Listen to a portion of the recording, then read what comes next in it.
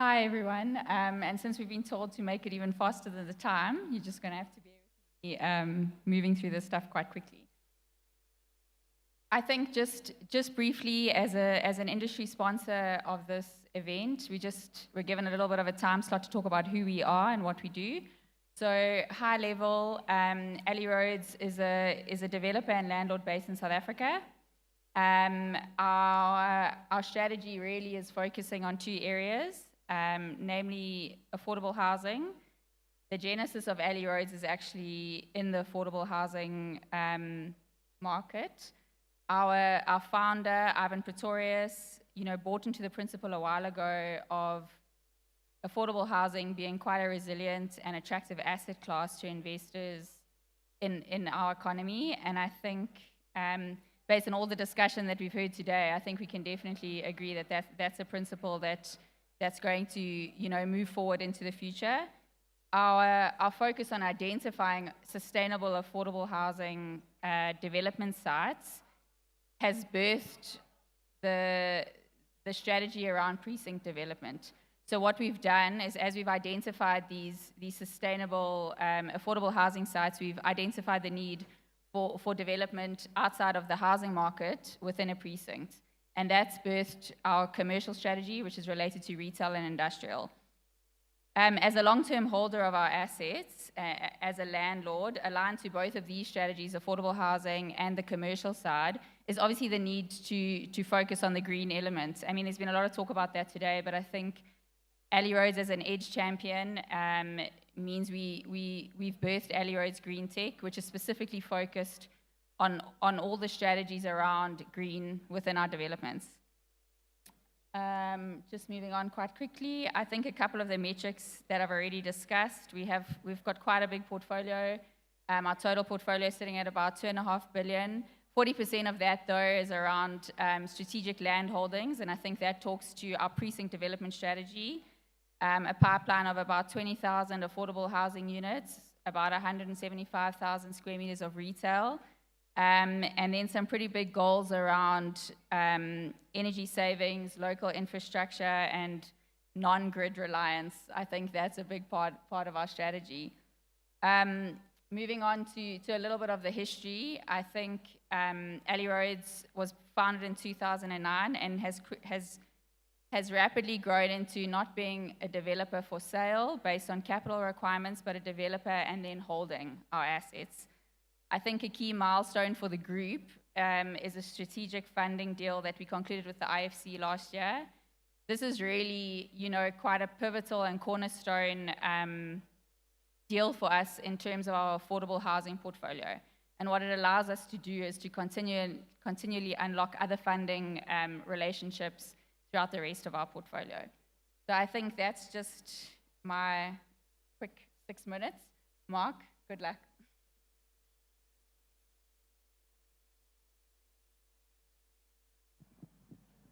Oh, there you go. It went on. I'm all good. Good evening, good afternoon, good morning. Is everybody awake?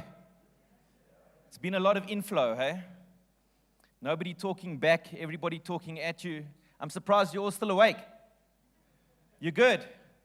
So what are we talking about from our side over here in new developments? I mean, the big deal is, from a South African perspective, what we really have is we have a massive housing shortage. And listening to a lot of the speakers here today, this is an African problem. This is not just a South African problem.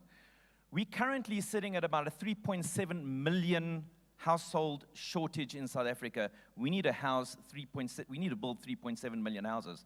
Just to put that into a little bit into perspective, we really became an independent country in Africa when? 94? Apartheid disappeared in 94, and from 94 up until today, the government has managed to build 2.7 million houses. That's pretty intense. So now, what are we as ALLEYROADS doing? Well, we're doing integrated developments. We not only are doing the housing, which of course is affordable housing, and then plot and plan, the social housing situation. We're also building integrated areas where like for instance in Meyerton, which is 60 kilometers away from Johannesburg itself, and for those of you who know and have heard all the stories about Oprah Winfrey and her school, we're about 8 Ks away from that. Retail is really specific when it comes to where it is, position, position, position. For all of people that have ever shopped in a shopping center, you want accessibility, you want visibility, all these important things. So major intersection, and of course, what we're doing right next door is we're building 300 rented units. As Louise alluded to, we own the properties that we build. I'm not getting kicked off just yet. Okay, so standard mall designs. What's very important for us is our professional teams are professionals, professional architects, engineers, and when we're doing the design, obviously it's starting off from a township design environment, putting in all the infrastructure, etc. This mall over here in Meyerton that we're building is a 23,000 GBA with about a 19,000 GLA space. So gross building area versus gross lettable area. Anchored by Checkers store. And what's very interesting, talking about greening and going green, electricity savings, etc., what we have, and I don't know how it rolls out over here, but all the national tenants are coming to us and they're going, we're having big issues with electricity. So we want either you going to put on panels onto the roof, or what's going to happen is we're going to put up panels. You've got to give us permission to put up solar panels on the roofs. If you're going to put it up, then we obviously want to benefit from that. So that's written into all the lease agreements. There's also the fact that we have to supply water, because there is a water crisis, not because of anything else, but lack of maintenance over the years. So in doing that, we're now starting to centralize things. You have water tanks that will supply 4 days' worth of water. You have electricity hubs where we have generators, potential battery, as well as solar coming into play. So everybody shares in this thing, and what we're trying to do is not take the property off the grid. As Hanno spoke about earlier on, taking anything off the grid is a very, very, very expensive exercise. And to get your money back, specifically when you're going the battery route, is a long process. And the cost of electricity versus what you can charge for it is regulated in South Africa. Really, you've got to, and everybody knows that you're not dealing, especially in the retail space, you're not dealing with uneducated people, you're dealing with people that have been around for a long time and they know what the charges should be. So that's quite a big deal. Just to give you an example of the extent of some of the things that we're involved in, this is about 45 kilometers outside of Johannesburg, going east. It's a place called Donata. It's the Grootfontein area. Here, we're going to be building 2,000 social housing units. We've got 1,500 students that we're going to be housing, and over 1,000 houses. Now, obviously, we talk about integration. Integration is super important. We have 3 schools that we're putting in there. There's hospitals, clinics, there are offices. We've just had a whole big chat about offices, but those are going to be built on demand. We also have small little industrial units. When you're doing an area which is work, live, play, etc., you've got to make sure that there are parks for people to go in, as well as little gyms, etc., etc. These developments that we're involved in, we are trying to alleviate the traffic problems in the CBDs. People don't have to go very far to work. They don't have to go very far to play, and their shopping is around the corner.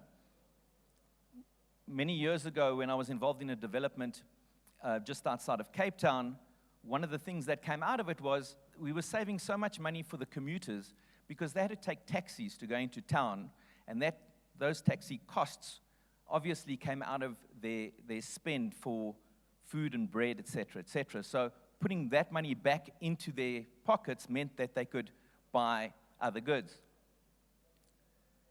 So then, just to end off really, and I've rushed through this, I'd love to carry on talking about infrastructure and the council and how you're actually trying to save money with the fact that they don't have the infrastructure, you're trying to do it in-house. But really what we're doing, as you can see, is always putting in a national anchor as a supermarket, building the tenant mix around that. This is standard shopping center 101, but it's integrated into the community because the shops that are there are shops that the community want there. A very important way of us establishing what to do is research. We spend a lot of money on research before we even buy a piece of ground, and we make sure that what we're putting in there, be it housing, just standard housing, or we're going to go the whole hog like I've just shown you up here, there's a lot of research that goes into it. We don't just decide on a whim that this is a piece of ground and we think that that's what's going to actually work. Cost of housing, size of the shopping center, other integrated services that we need over there, social services, hospitals are all taken into account in the research. And some of these documents are quite thick. So with that in mind, our whole idea is housing people. We want people to be housed, and on the back of that comes all the other economics, the shopping centers, offices, and industrial parks. So thank you very much for your time. I rushed. I hope I didn't because I'm out of breath. I hope you're not. Have a great evening.